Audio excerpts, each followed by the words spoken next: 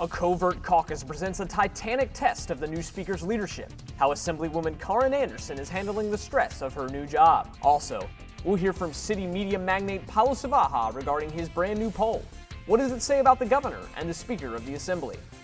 It's all right here on your #1 source for City on the Hill news. Relevant, honest, and unashamed. The Koth Report starts now.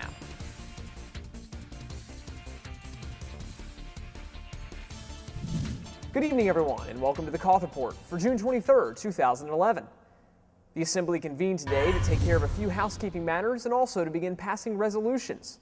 But underneath of the current calm, a storm already seems to be brewing. Tony Rollins was on hand to navigate the churning rapids of a rising political maelstrom. It is impossible to ride the waves of political fortune without getting a little wet.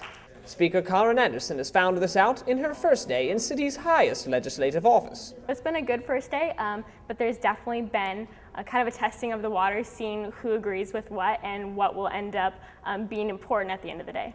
Already, critics have been dogging her every move. Therefore, be it resolved that the actions and speech of Speaker Anderson be viewed with extreme caution during her time in office. All for? Aye. All against? But on Thursday night, it would seem that Speaker Anderson is still in firm control. I think there's a lot of people behind her, and she's doing very well. Majority Leader Evan Gillespie has been Anderson's only outspoken critic to date, arguing that Speaker Anderson's focus on moral fidelity misses the point of representative government. I really have appreciated her openness during her first day in office. She's been very cooperative and willing to work with us in most things, but I really do just have a few concerns, and like you said, one of them included is her very obvious attempt to promote a religious agenda in this issue. Really, I just don't think that making religion the key point in everything is really the best course. But Speaker Anderson says biblical morality was the people's choice. Because we've been showing both parties what my stances are, they've then agreed that that is the direction they'd like to go, so then we are simply then implementing what they've asked me to do. Minority Leader Lucy LaFever came to Anderson's defense today. I believe that Karen's been doing a fantastic job, just all the various things we've done today. She's been doing great at leadership, and I'm really appreciate what she's been doing. She's been doing great. Even City Governor Karen England, who has been notably silent regarding policy and politics this week, expressed general congeniality regarding Anderson's work in leadership thus far. Karen loves Karen. She's doing a great job so far. She does appreciate what Karen stands for and has been supportive up to this point. Others also have spoken favorably of Anderson's performance. There hasn't really been a chance for her to show much leadership, but she hasn't disproven herself in any way. I think that she needs a chance to really show what she has, and until then, I couldn't make a decision. With approval ratings around 90%, it seems that Anderson's position is safe. For now. One wonders, is it possible that the winds of change sensed by so many today are only the breeze off the sea of tranquility? For CBC News, I'm Anthony Rollins. Well, thanks for that report, Tony. The formation of third parties at City on the Hill has become something of a tradition, though very rarely have any of them demonstrated any serious political potency. It should be noted that some of what's being called third parties around City on the Hill today are more like individual caucuses, with individuals from both parties joining together to promote a certain cause. The ever-present threat of the formation of third parties complicates a leader's job as they attempt to rally the people behind their goals.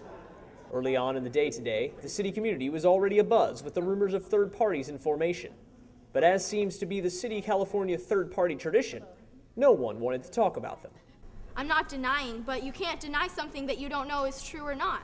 So you're saying you don't know if there's a third party or not? I do not. Majority Leader Gillespie has been purposefully coy about the possibility of a third party, but has quietly been encouraging its formation. Hey, what was your meeting about? It was discussing a third party joining with... I'm sorry, I'm talking to the Assemblywoman. It was discussing a third party? Yes, which would sort of be like a little bit...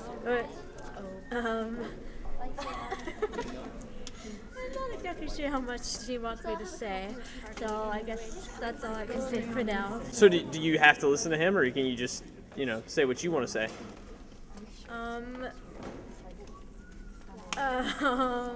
Minority Leader LaFever expressed that third parties are generally unnecessary at this point in time. I believe the two parties are doing well. I don't think we have a need for third or fourth or fifth parties, any of those. And if people are wanting to go to other parties, I hope that they'll bring their issues and reasons for switching parties to the current parties we have in place so that we can address those before they go off to other parties. To date, only Assemblyman Tilford has formally announced a caucus based around examining the constitutional basis for the bills. Assemblyman Tilford declined to be interviewed for this report. Well, after a full day of speculation, talk, arguing, discussion, and so many other things, a lot of ambiguity covers City on the Hill tonight as we wonder how close is Speaker Karin and her administration to being ousted from power? Is it close at all, or is she in firm control? We've invited Paulo Sibaja from the City Buzz and also from his own private company, Paulo Polling Firm, to shed some light on the numbers. Paulo, thanks for joining us tonight. Thank you for having me, Joel. Paulo, first of all, what did your poll, it's just fresh today, what did your poll find about Speaker Karin and how she's doing right now with the people? Surprisingly, the poll actually tells us the majority of the discontent comes from her own party. And the majority party surprisingly approves of the job that she's doing as Speaker of the Assembly. 55% of the body here at City on the Hill somewhat approve, and 27% of the people strongly approve of the job that she's doing. Again, like I mentioned, 18% of the people somewhat disapprove of the job that she's doing here as Speaker of the State Assembly, and that 18% comes entirely from members of her own party. So really, Speaker Karin has actually a strong foothold with the majority party. Exactly. Actually, her support is buoyed by the majority party, and that's what's shocking about this poll. Yeah. Now, as far as the scandal with Governor England, do you think that's going to affect her approval rating? Is that going to drop? I absolutely believe this scandal, I don't think it's been, the governor has faced these questions before, but nothing like it this year. I mean, legislators are just speaking up, and I believe it is going to take a nosedive. The governor's approval rating will take a nosedive. This is a very public scandal, and I think the people of City on the Hill will not tolerate any of it. Well, we've heard also a lot about this third party that may be forming. What's the story on that, and is there a lot of traction for that right now with the city populace? Quite frankly, our numbers point that is not very high in terms of likely to happen. On average, on a scale of 1 to 10, 1 being no, 10 being yes, what's the likelihood that there will be a third party? And our average came out to 3. So I don't think a lot of people are in favor, or for that matter, susceptible or willing to give a third party a shot. Again, shockingly, the folks who would like a third party are members of the Red Party, the New Rouge. That's obviously the Speaker's party, so those are the ones that are likely to go for a new third party. Well, Paulo, as always, we appreciate your insights. We appreciate your help. Thanks for joining us tonight.